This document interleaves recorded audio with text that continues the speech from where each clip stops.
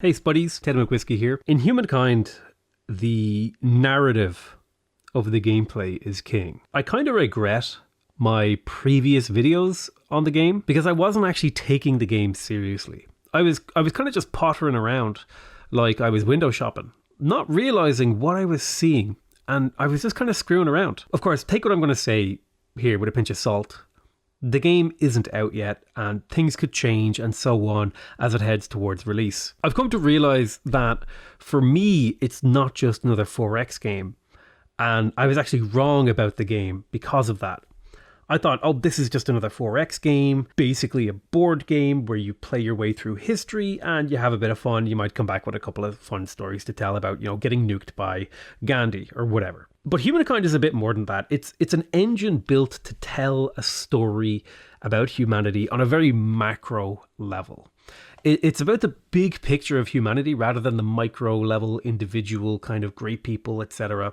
It's not quite a simulation. I wouldn't go that far, but it's not only a game. It's kind of something else. It's something in the middle. Something in between, like a narrative. It's a game narrative. That's what it is. And it really took me sitting down and talking to the lead designer himself before I started. Like it was like I could read his brainwaves. I got that mind meld, and then I just understood the game and I appreciated it.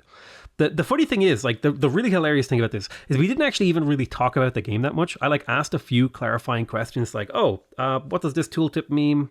Is that working the way it's meant to, etc. There was mostly just technical questions and mechanics. We were mostly just talking about games, pop culture, and random personal tangents, right? And yet it was just I don't know how to describe it, but it was I was able to see the game through fresh eyes by playing it with other people around me. And the feeling I got from that chat and the way the developers talked about the game is that Humankind is almost Dwarf Fortressian in its concept and construction, right? It's a game that has that sense that it was basically, it was built by one cretinous man in his basement as a labor of love that took a decade before he had a 1.0 build, right? That's the kind of feeling that the game has when the developers talk about it, right? It's this, not even really, I mean, obviously it's a game that they're trying to sell, but when you hear them talk about it, it's almost it's like a magnum opus. It's like a work of art that they've been slaving away. And even though they live with the corporate culture of having to finance a game and make money and blah, blah, blah, blah, it's almost they don't really care in a sense because they know they've just made the thing that is so good. And they're refining and stuff like that. But that's what I got. It was like they were sitting there talking about, the greatest piece of work they've ever done. That's kind of what it felt like. But that's what I felt like listening to them talk about it. And even though it gave me that sort of one guy in the basement feel, none of that is true, right? Because the game obviously has, dozens of, artists, testers, writers, designers, programmers, quality assurance, QA, all that sort of stuff. But even though, and in my head, that's kind of mind-blowing because it's how do you make a game that's a labor of love in such a way, right? Where it feels like one guy made this game because it's so cohesive, and yet it was a full, game development team that worked on it. It was just weird, right? I might be talking out my ass here, right? I might be. But it really gave me a different light of the game. The thing that struck me was that it's super, super, super rare that you play a game where the gameplay is the narrative. And it's actually a good game. How many games have you played, right? For example, where you're playing along, you're having a good time, and then, you got a cutscene and you lose control of your character and you sit there and you get exposition put at you, and then 30 seconds later, okay, you're back in control, you can go back to doing the fun part of the game. The narrative is almost never integrated into a game's story, or into a game's gameplay rather. And narrative isn't story exactly, it's more like the story the player tells, right? So you and I might go into a game of Civilization or Humankind, and we might pick a lot of the same things, but there'll be these very little differences in who we are as people, what we remember, what we play, what we pick, what we do, that forms the narrative of the game. And in a lot of games, the narrative is, I'm playing a game and then I have to sit and wait. That's a lot of games with cutscenes. And this is actually the distinction that made Half-Life the Titanic franchise that it is now, or was. I don't know if we're talking in past tense about Half-Life still. I mean, Half-Life Alyx came out and everyone loved it, but the thing about Half-Life was the narrative was built into the gameplay, right? You could run around cutscenes. You didn't have to look at the guy talking. You could like look at the floor and just do whatever you wanted. You were in the narrative. You weren't ever taken out of it to be given exposition. And the narrative was like super built into the gameplay. And the feeling I get is that Humankind does like the 4X equivalent of that. The comparison doesn't map like 1-to-1, 100%, but Humankind isn't telling you like a specific story about Humankind, like Half-Life is telling you a specific story about Gordon Freeman and that alternate universe, right? Humankind is kind of a sandbox that gives you a space to explore history and the narrative of humanity. And that sort of thing is why I got into 4X games, right? How many of you guys remember like hearing about civilization? It's like play from the Stone Age to XYZ age, and you're like, that's so cool, I get to lead humanity from start to finish. Humankind is that feeling to me. It is that nostalgic. It's not even nostalgic because the game just delivers that feeling. It's like they took that optimistic jump into a 4X game like Civ and tried to turn that feeling into a game. That's what Humankind feels like. And I think they've done a good job. Now, obviously, again, the game isn't finished. It's not quite there.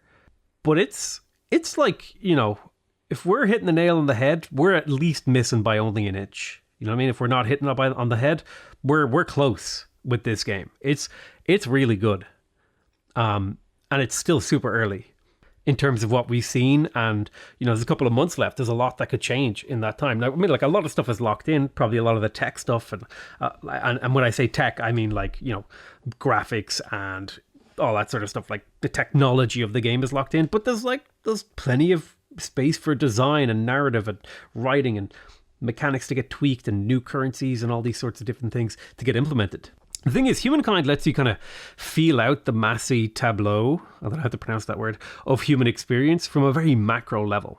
Now, fundamentally, like it's still just a 4X game, right? It's simply just a 4X game, but it's a 4X game that really does the job of capturing that feeling of why I started playing historical 4X games in the first place. Like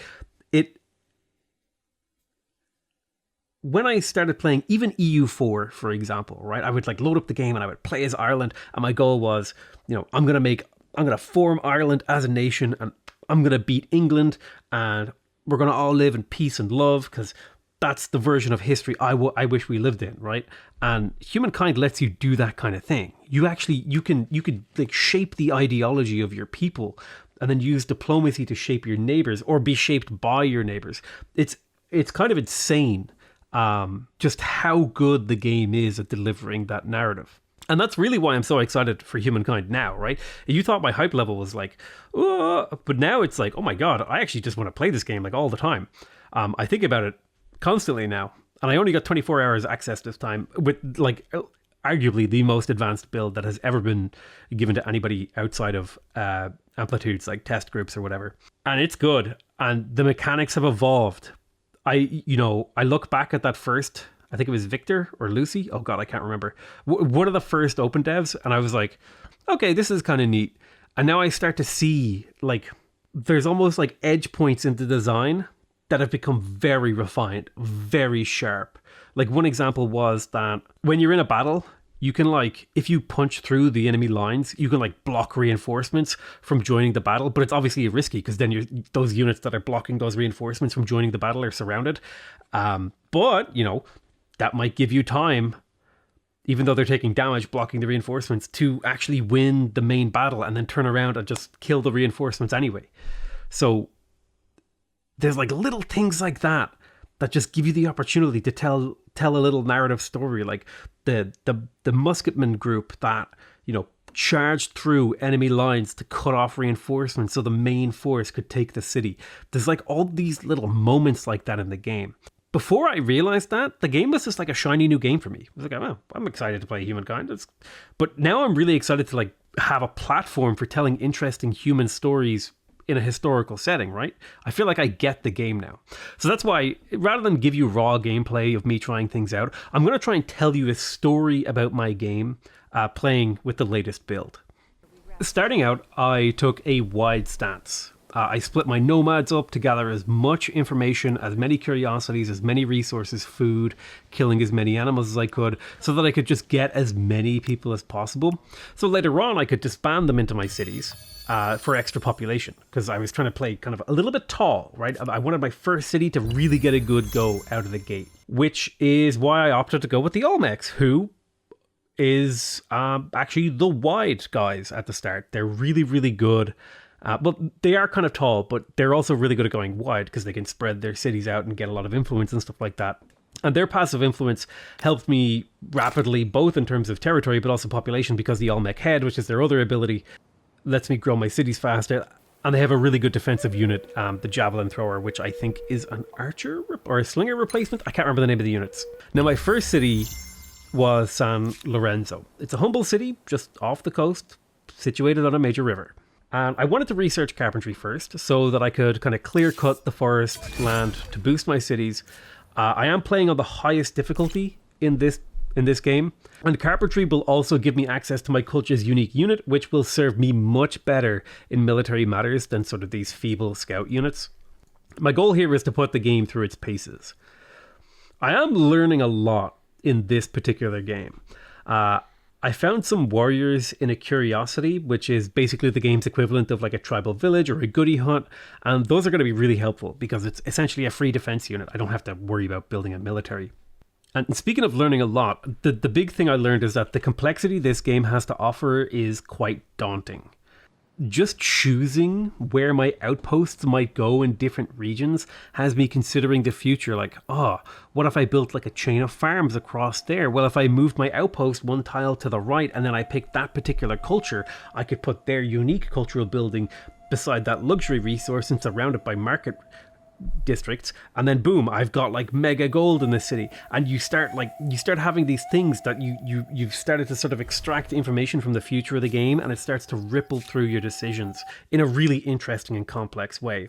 And it also does it in a way that doesn't really disrupt the narrative feel of the game, right? You're getting a chance to excel at the game, but you're also getting a really cool story of humanity. I was given my first choice of civics. I had to choose between my founding myth and legitimacy, and within both of these I have a sort of binary choice that will have a profound effect on my game and how it will play out, and the ideology of my people. Moving my ideology too far in one direction will lower the stability of my cities, but sometimes the benefits are worth it. If you go in one particular direction, I think it's called secularism or, inquisitiveness. Oh, Jesus, I can't remember. But basically it gives you more science from your cities, but you lose a bit of stability. And it was around about here that I met my first fellow player, the Nubians. They are adaptive, open, and vindictive, which means if I ever decide to move against them, it better be the last time, because they'll never forget my transgressions, and they'll likely shift their entire game plan in order to take me down. They are someone I do not want to make a long-term enemy of, for sure. I expand my city's territory, and I build another copy of my unique district quarter thing, the Olmec head. I'm trying to maximize my influence gain short term, and the cool thing is it'll also give me options to generate influence in the long term. My empire is getting quite large and unwieldy to only be defended by scouts and a single warrior, so I decided it was time to build some defensive units. After some time, I constructed myself a second city, La Venta. I can only effectively manage 2 cities at a time at about this stage of the game, and I'll have to figure out how to increase this limit as I play on. But I'm starting to get barbarian incursions into my land, so more military has become a priority, as well as higher stability. To that end, I'm prioritizing growth and production, with a little sprinkling and smattering of science. Population is king, as you need it for military and economy. I picked up some copper to get spearmen in order to complement my unique unit that I built to fight the hordes of barbarian chariots that are milling about the borders of my empire. On turn 37, I've expanded my empire enough to advance to the next era, and one of the barbarian outposts has actually become a little city. We're ideologically fairly similar, so I can start building a relationship with them in order to assimilate them later, but actually just, Side note for people who don't live in the future, this does not actually end up what's happening in this game. My hope was that diplomacy would work better for me here than aggression, since I also don't really think I'm quite ready to advance to the next era. But because I'm playing on the highest difficulty, several of the AI have already advanced, so it's kind of a matter of shit or get off the pot, because the culture I might want to get could be snatched before I make my decision, and that's exactly what ended up happening to me. I had wanted to take the Celts, since they would combo super well with my Olmec heads, giving me a ton of food, but they'd already been taken by someone else. So I opted to take the Carthaginians instead, since their hard bargainer's ability will make upgrading my territory using gold much easier and much more efficient. The Chthon and War Elephant won't be a big part of my strategy, at least as far as I could tell right now, but they are super nice overall. With that, I'm in the classical era. I'm greeted with a nice movie and my empire changes shape and form in an instant. My affinity is now merchant rather than expansive or influential or aesthetic. Aesthetic is the one, which means that now that I'm a merchant, buying and selling of luxuries is like a big part of my gameplay, right? It's going to be a mainstay focus of my goal for now, because it's how I get money, it's how I get influence, it's how I get diplomacy. It's a really powerful part of the merchant gameplay. Also, at this point in the game, I also gathered enough religious followers to advance my religion, and I opted for gold as my strategy is beginning to evolve from fast expansion to massive income, right? In light of the culture switch that I was forced to make. And that lines up really nicely because I'm a merchant. I'll get extra fame, which is kind of like the victory points for earning gold. Well, it's not quite victory points, it's kind of like score. I just finished my very first holy site, which is giving me a massive boost to my stability, so I gamble on expanding my economy with the Carthaginian unique quarter called the Chthon. They give a massive amount of food and production, which will pay dividends as the eras progress. I spent a long time building up my territory, my quarters, my districts, and my population, but it's time I actually lay down some real infrastructure. I start work on stoneworks, lumberyards, and forges. I kind of want my production to explode in this era alongside my gold income, which is now a pretty respectable sum. The neighboring barbarians are being a bit of a problem. I've tried bribing them like I was talking about earlier, and they just kept running incursions into my lands, and getting rid of them kept annoying them and resetting my relationship with them. So I'm using them as a way to just train my troops for combat, as well as to get era stars from killing units. I spotted a Nubian army near my undefended borders, so I asked them to sign a non-aggression pact in the hopes that they would honour it. I'm currently first in the player rankings, which can make you a bit of a target for the AI, who can seek to weaken the strong and ally the meek if it serves their agenda. It was around here that I decided to practically burn my capital to the ground, consuming population after population to rush into the holy site and some growth buildings. My hope is that the sacrifice of all that population to earn a bunch of food will lead to a massive growth curve recovery. I'll be weak for a short window of time, but every turn or two, a new population is born to work my city's jobs. And my relationship is continuing to develop with the Nubians. We have open borders, non-aggression, and free trade, and now we're even sharing our maps. These maps reveal many things to me, and I'm happy to have them because I'm starting to get a sense of the political, like the geopolitical landscape of this world. My religion evolves again, and I take the opportunity to shore up my weak science by getting a massive boost to my science in my capital. And it's around here in the game that I'm starting to get a feel that I'm snowballing out of control a little bit, which again is a double-edged sword because I can already advance to the next era, but it's only turned 58. Maybe advancing is for the best despite my misgivings. I tend to like to hang around in an era for a little while. My options for new cultures are going to be vast, but if I don't switch soon, someone else is going to catch up. I can choose from anyone like the Aztecs, the Byzantines, and the Franks, all the way to people like the Mongols and the Umayyads. Since I'm playing as the Carthaginians, I'm trading pretty heavily, and that kind of made my eye get drawn to the Ghanaians, who are also a mercantile culture, and they're able to pull insane amounts of gold from trade routes. I've been using gold pretty liberally, so I decided to pick the Ghanaians.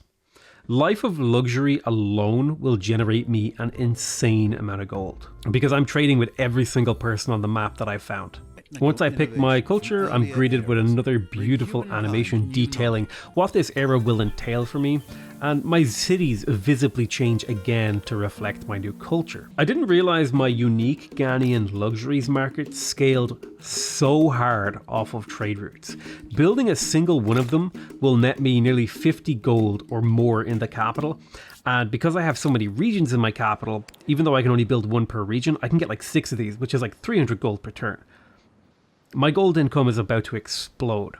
I also decided to use my influence to claim Notre Dame, since its faith will scale with my science, and it gives me a nice boost of stability to boot. My cities are continuing to expand rapidly in their infrastructure. I've got aqueducts, irrigation, as well as advanced medieval industry starting to boom in my cities, and I'm kind of like scoping out where I might throw down my third city.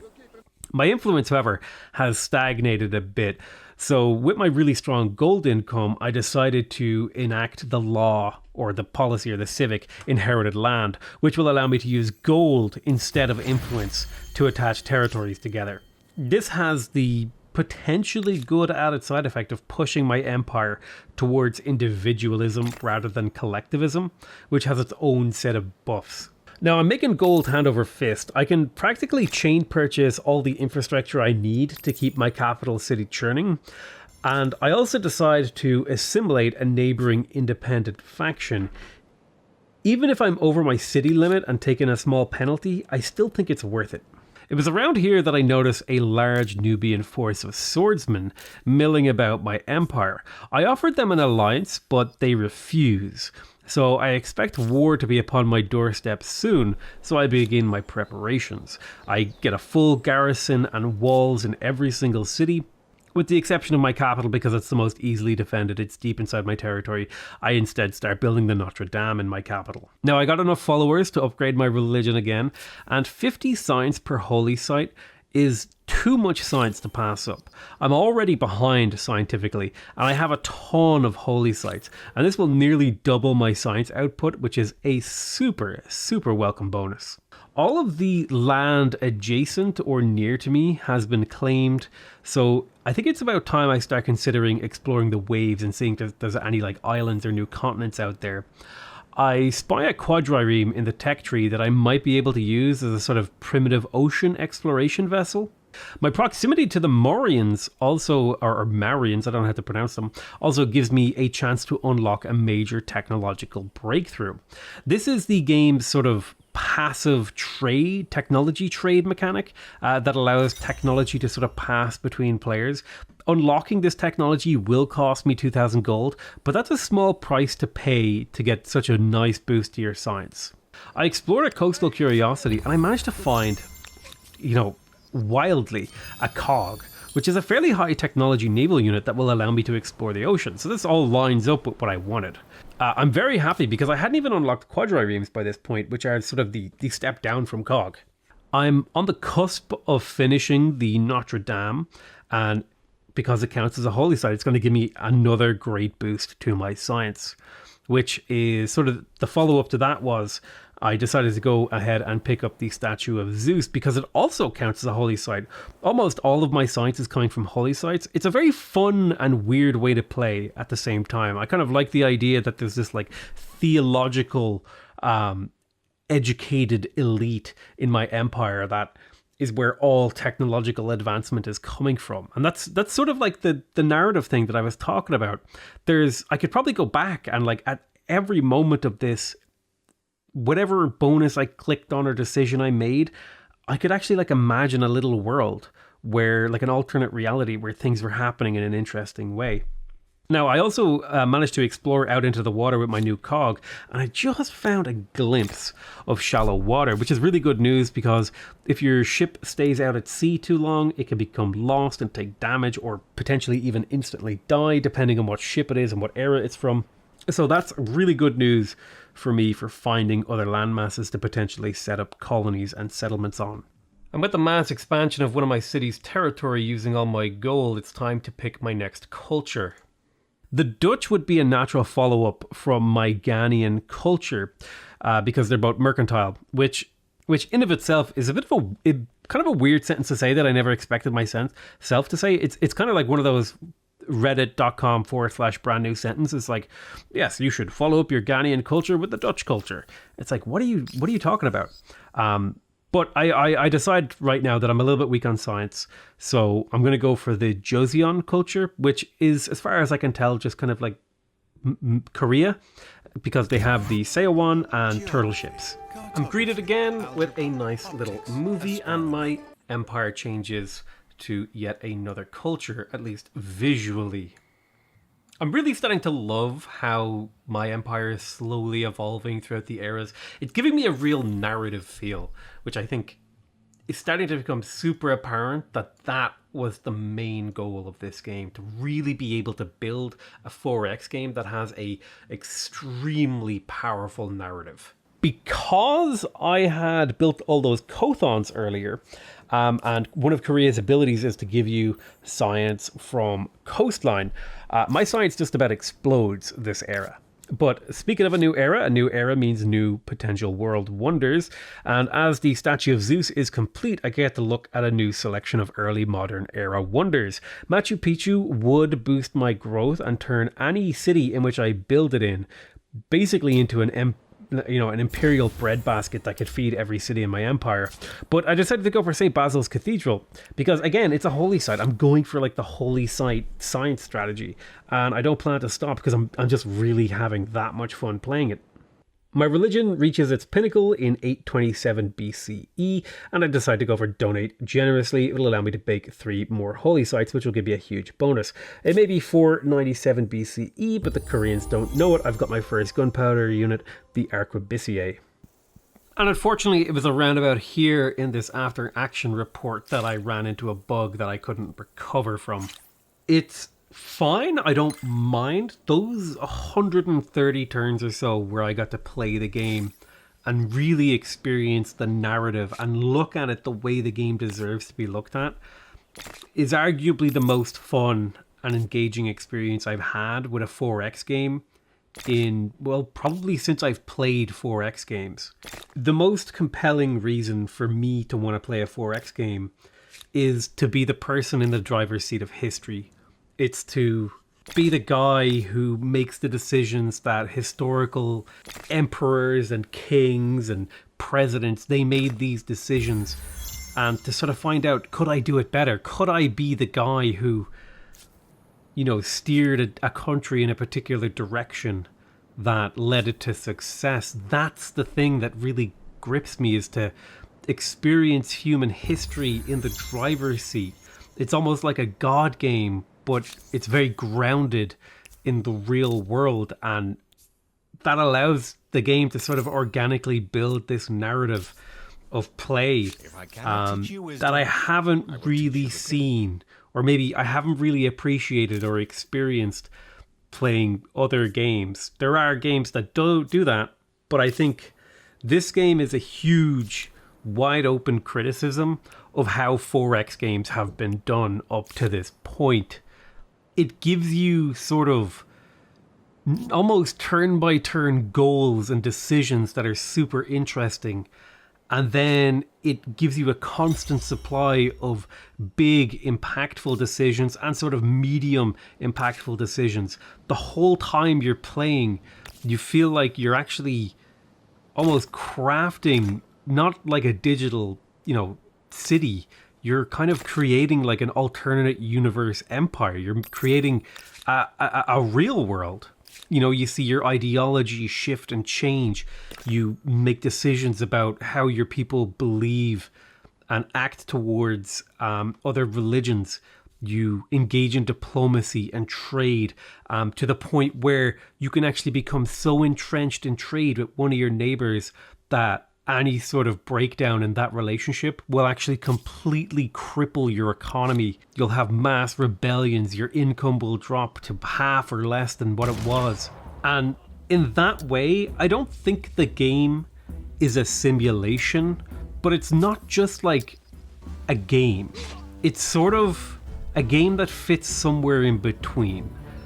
And I don't know if there's really a word for it, but I think this is just like a really narrative driven 4X game where you're constantly getting little things to read and you're making decisions, and before you know it, the consequences of your actions have had little ripples down the gameplay. It's so engaging and so fun that I have been awake 24 hours to record this in order to get it ready, in order to get it done, because I only had access to the game for 24 hours. And Humankind is going to lay a lot of the groundwork for what we'll see from future 4X games, in the same way that Endless Legend laid the groundwork for what we're seeing now in a lot of 4X games. It's a different kind of beast. It really is. And I'm really interested in what the lead designer, William, what he'll do post-launch, like what direction and mechanics are going to be introduced. Because to me, I had a conversation with him, and it really seemed like he didn't explicitly say this, so I'm kind of interpreting, but he alongside the oh god, I have forgotten the other guy's name. Oh Jesus Christ. Yeah, it really feels like they wanted to create a game. You didn't get a simulation of humanity, but you got like a story of humanity, and they absolutely nailed it. They achieved it, as far as I can tell right now. As far as I'm concerned, the only thing really left for this game is refinement, tightening up mechanics, fixing text tooltips, little things like that, just nailing down balance and values and all that sort of stuff. I didn't get to play in the 5th era because of the crash, but it doesn't even matter. It was that good. Yeah, I am incredibly hyped for this game, and I've been awake for nearly 24 hours, so I'm going to go to sleep.